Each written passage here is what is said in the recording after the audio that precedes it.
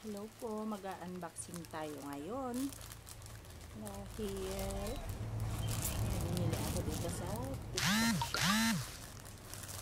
Ito is talagang magugustuhan ng mga kids natin, lalo kung nagsisimula pa lang sila sa siyempre pag-aaral, sisimula silang matuto.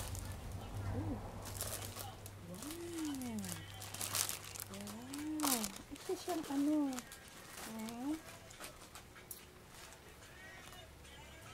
isang libro ito ay may kasama ng mga pandikit, tinatawag natin parang tipong stickers, mga ganun. Ay didikit mo dito sa libro, syempre na-assemble pa pala siya. Ito yung mga pandikit niya, mga patches siya na yung parang sa natin mga sapatos, ganun.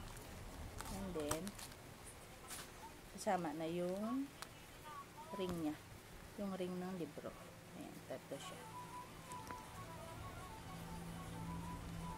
Saka natin siya i-assemble. Ayan siya. Ganito siya. Ayan. Kasi pag pinaharap mo, ayan siya. Ayan o, nakikita nyo ba? Ayan yung pwede nyo pandikit. Software. Dito may ilalagay yung software, yung bilog kanina na pinakita ko. Dito na part. So, dito pa lang, nag-i-indicate na siya ng mga shades, tapos kulay, saka yung mga fruits. Tapos, meron pa siyang vegetables. Of course. Ayan.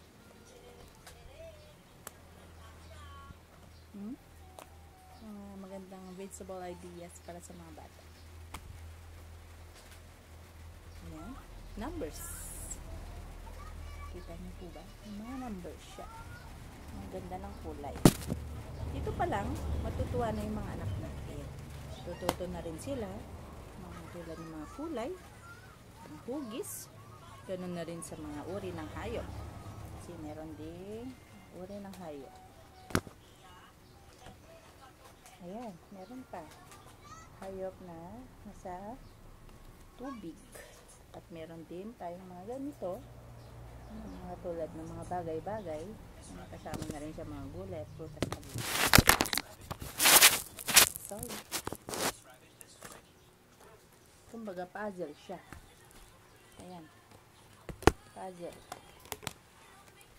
Tatanggal siyang puzzle. Okay.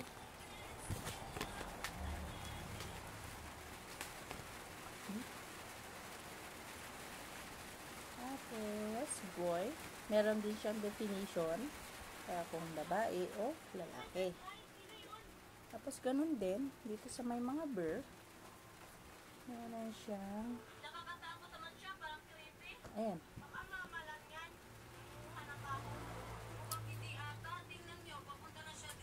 O, diba? Sulit na rin yung ibabayad mo dito if ever.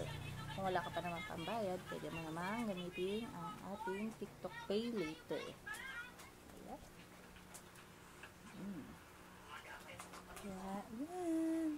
Ang gaganda po talaga nila. Good for kids. Educational.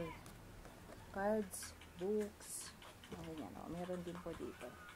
So, double purpose. Yun lamang po. Salamat!